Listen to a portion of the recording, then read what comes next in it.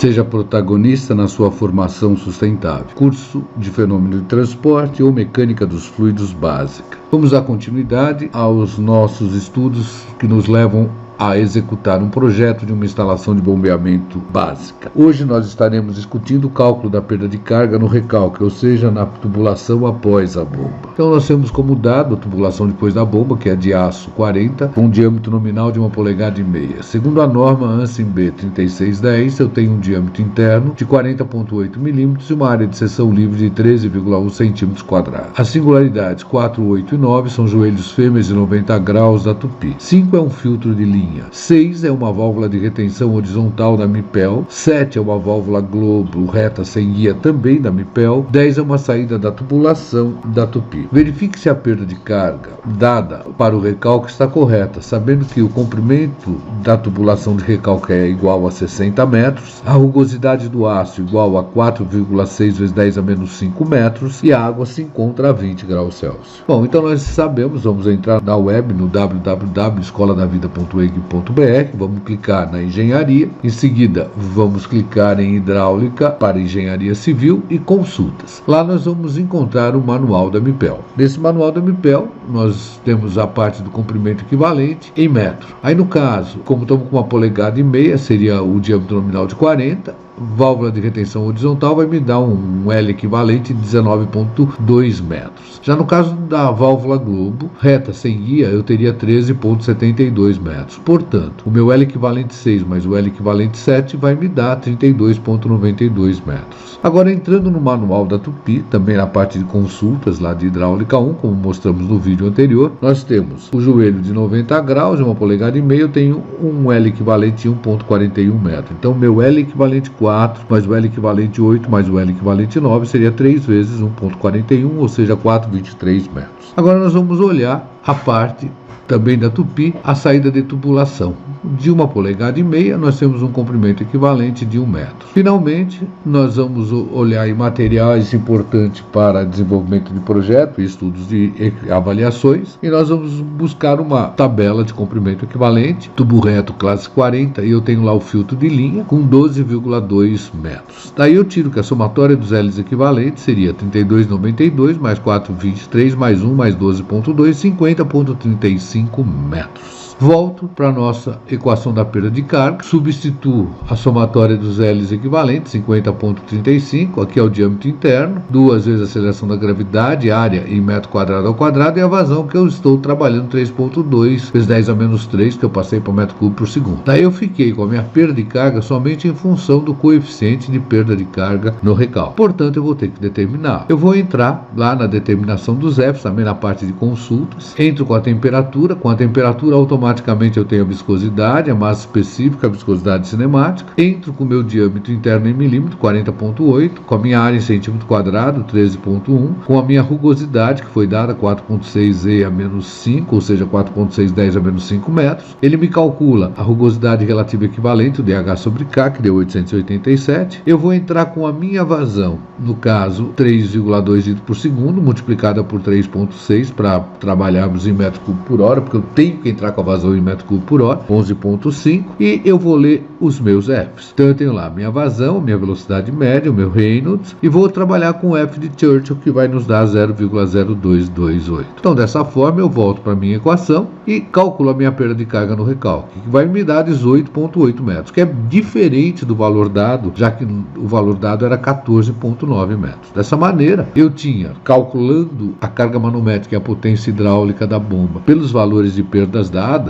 nós tínhamos uma carga manométrica de 50,9 metros e uma potência hidráulica, que é a potência útil da bomba, de 1.596,2 watts. Agora, eu vou ter que calcular um novo HB e calcular a nova potência hidráulica. Para isso, eu tenho a minha perda de carga total, que era a perda de carga antes da bomba, ou seja, na tubulação de sucção, que nós fizemos no vídeo anterior, 1,99 metros, mais a perda de carga no recalque, que nós calculamos nesse vídeo, 18,8. Vai nos dar uma perda de carga total de 20,79 metros. Eu volto para a minha equação que eu apliquei da seção inicial à seção final, então carga total em zero, mais a carga manométrica da bomba igual a carga total em 10, mais a perda de carga de 0 a 10. Ora, o PHR era em 0, então a cota de 0 é 0. Ele está aberto à atmosfera, trabalha na escala efetiva, então a pressão que age sobre ele é 0. A condição de regime permanente me permite afirmar que o nível do reservatório é mantido constante, então a velocidade do nível também é 0. Então a minha carga inicial é 0, igual a carga da bomba. A minha carga em 10 seria a cota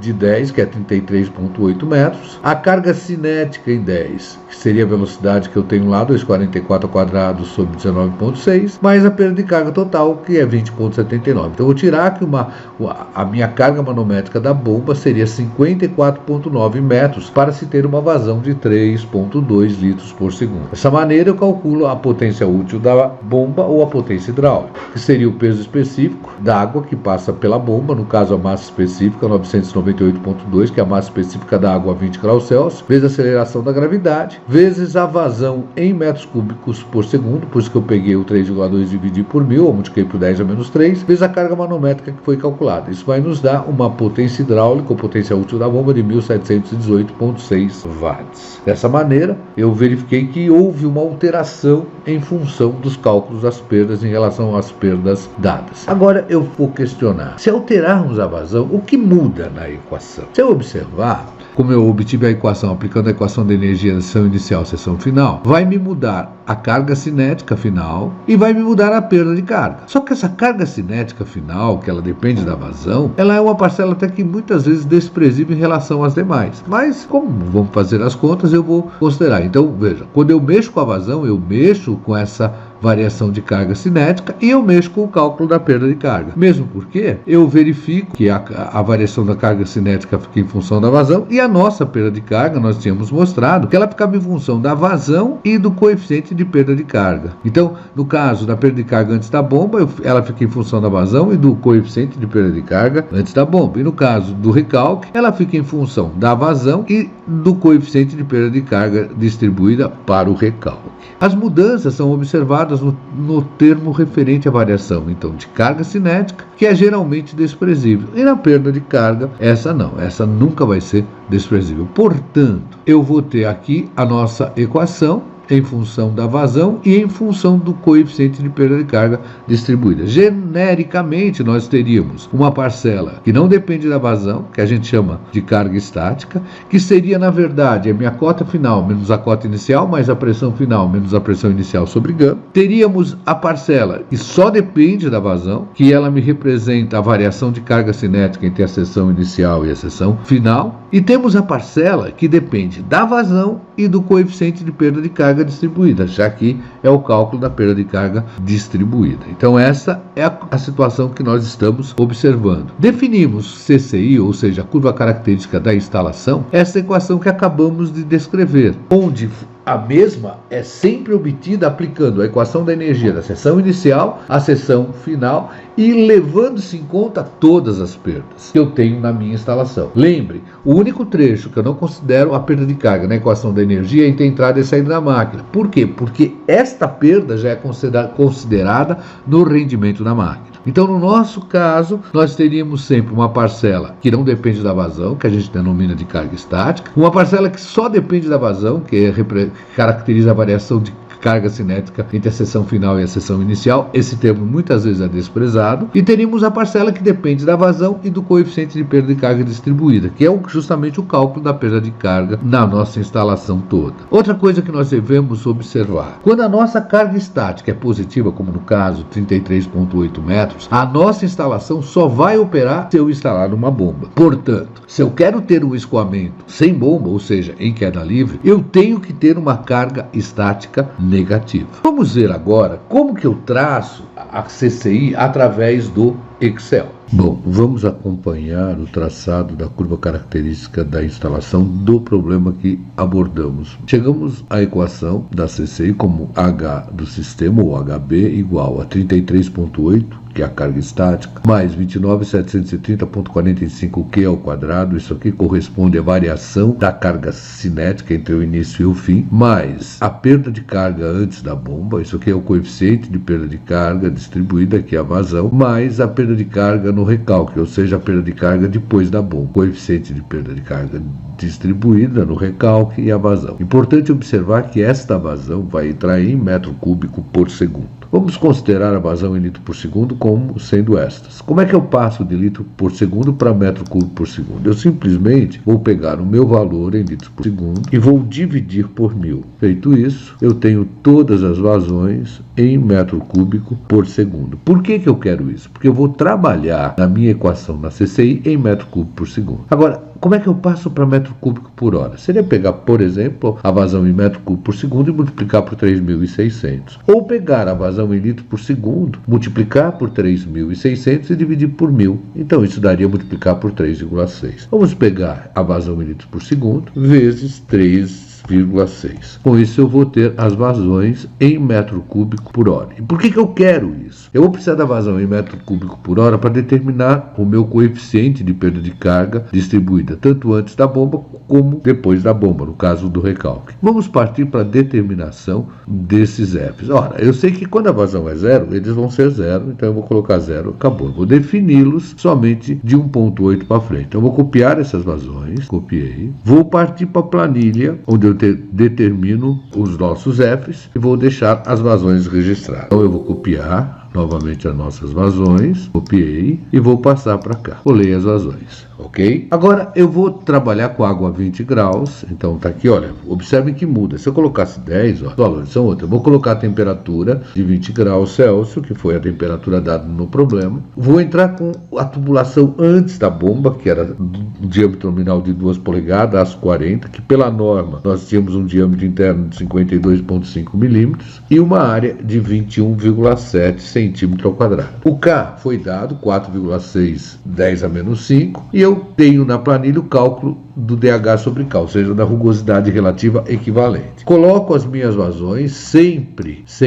em metro cúbico por hora e vou lá, comparação dos Fs. Automaticamente eu tenho todos os Fs calculados para essas vazões. Vamos checar se eu usei todos os pontos mesmo. Então, introdução de dados, o meu último foi 18, o meu último está 18 aqui. Então eu vou copiar, vou trabalhar com Churchill, copiei os Fs, copiei e vou trazer para minha planilha. Eu vou colocar aqui, vou mandar colocar os números, vou aumentar as casas, vou deixar, está aqui os meus Fs antes da bomba. Para o recalque, o que muda? Eu volto para a minha planilha. A única coisa que vai mudar na introdução dos dados é o diâmetro, que vai ser agora 40,8 e a minha área 13,1. O resto se mantém. Então, automaticamente, eu vou ter aqui os meus Fs. Eu copio os meus novos Fs, copiei, e vou ter aqui os meus Fs de recalque. Mandei colocar os Fs de recalque. Então aqui os valores. Agora eu vou calcular o meu HB. Usando a expressão de cima. Então eu começo igual 33,8 mais 29.730,45 vezes a minha vazão. Eu vou ter que entrar em metro cúbico por segundo. Então eu vou pegar a segunda coluna em metro cúbico por segundo e ela vai estar ao quadrado. Mas, só que eu fiz só isso. Só que eu tenho que continuar. Eu vou ter que calcular as perdas. Mais o F antes da bomba, vezes 8.603.933,65 vezes a minha vazão em metro cúbico por segundo também ao quadrado, mais o meu F de recalque vezes 80.410.638,7 vezes também a minha vazão em metro cúbico por segundo também ao quadrado. Com isso eu vou calcular. Calculei o primeiro, simplesmente arrasto e vou ter todos os valores do meu HB. Então, deixando uma casa depois da vírgula, tá aqui o valor. Posso até observar com 3,2, ó, 54,9, que é o que nós havíamos calculado, então tá correto. Agora eu vou pedir para traçar a minha CCI. Então eu vou lá, olha, inserir gráficos. Eu vou escolher o gráfico de dispersão. Vou selecionar, eu vou querer esta vazão em função deste HB. Inserir o meu gráfico de dispersão e eu tenho aqui automaticamente, vou colocar legenda. No meu eixo Y, eu vou ter o meu HB em metro. Tá lá. No meu eixo X, eu vou ter a minha vazão em litros por segundo. Está lá. Vou pedir para colocar legenda. Então, adicionar, vou colocar também as legendas. Vou pedir para colocar a legenda na parte inferior. Formatar a legenda, eu quero na parte inferior. Cliquei aqui na parte inferior. Está a minha legenda lá. Agora, eu vou querer adicionar uma linha de tendência. Então, olha, na minha equação, eu simplesmente clico num dos pontos com o meu lado direito e mando adicionar linha de tendência. Eu vou colocar um polinomial de segundo grau. Vou pedir para definir a intersecção, que é quando eu tinha a vazão zero, então eu vou definir a minha intersecção no 33,8. Vou mandar exibir a equação do gráfico e a coeficiente de correlação, o R ao quadrado, que vai me indicar quantos pontos obedecem àquela equação. Como o meu R ao quadrado deu 1, significa que 100% dos pontos obedecem. Então eu tenho aqui automaticamente a minha CCI representada. Vamos colocar aqui 14, vamos deslocar. E aqui eu vou ter no meu Y, eu sei que eu tenho o meu HB. E no meu X eu tenho a vazão. Eu ponho lá a vazão, eu ponho lá a vazão. Vamos deixar em azul para indicar o que nós temos. Aqui a nossa representação da CCI com a sua respectiva equação. É relativamente simples. Isso vai ser fundamental para eu achar o ponto de trabalho da bomba que eu vou selecionar mais adiante. Bom, o que deve ficar claro após a obtenção da CCI pelo Excel é que quando eu a obtive através da equação da energia, a vazão que entrava nesta equação era em metros cúbicos por segundo. Já quando eu fui traçar a CCI pelo Excel, a vazão entra na unidade sempre da vazão utilizada no gráfico. Então, neste caso, esta vazão vai entrar em litros por segundo. E é claro que o meu HB vai sair em metros. Então, esta equação é para que eu trabalhe com a vazão em litros por segundo. Já essa eu vou trabalhar com a vazão em metros cúbicos por segundo. Outro exemplo adaptado da página 131 do Manual de Hidráulica, escrito pelo professor Azevedo Neto e outros. Determine a equação da CCI da instalação representada a seguir, sabendo que todos os tubos são de PVC soldável. Trace a mesma com o auxílio do Excel, obtendo a sua equação e o seu coeficiente de correlação. E especifique a vazão de queda livre observado nesta instalação. Então eu tenho a instalação de um chuveiro. Está aqui minha caixa d'água que vai alimentar o meu chuveiro. Essa parte da instalação é de 1 polegada e daqui para frente eu tenho a tubulação de 3/4 de polegada. Todas as cotas e comprimentos estão em metros. Então aqui é 4,6 metros, 2,2 metros, que é esse trecho, 0,35 metros, que é esse, 1,40, que é esse, 1,65 metros, que é esse, 2,40, que é esse, 0,50, que é esse, 0,20, que é esse. Aqui é a saída do tubo, por enquanto lançando a atmosfera. Nós temos como dados a saída normal do reservatório, ou que na verdade seria uma entrada normal de tubulação. O R1 é uma válvula ou registro gaveta aberto. Aqui eu vou ter um T de redução de 1 para 3/4 e saída lateral. Se vocês não acharem esse T de redução, vocês podem considerar um T de 1 polegada com saída lateral e instalar nele uma luva de redução para 3/4. Isso para executar o exercício. 2, 4, 6, 8 e 9 são cotovelos de 90 graus. 3 é uma válvula ou registro gaveta aberta. 5 é um T de passagem direta. 7 é o registro de pressão aberto, é aquele que vai controlar a vazão no chuveiro. R é uma válvula ou registro gaveta fechada, então essa aqui está fechada. A água está a 20 graus Celsius e a aceleração da gravidade 9,8 metros por segundo ao quadrado. São conhecidos também, olha, eu tirei da própria Tigre, soldável rosqueável, os comprimentos equivalentes de acessórios. Aqui vocês podem ver que eu não terei o T de redução. Aqui tem um outro exemplo que eu também não tenho o T de redução, porém eu tenho uma luva de redução. Então, provavelmente o que vocês vão considerar lá é um T de 1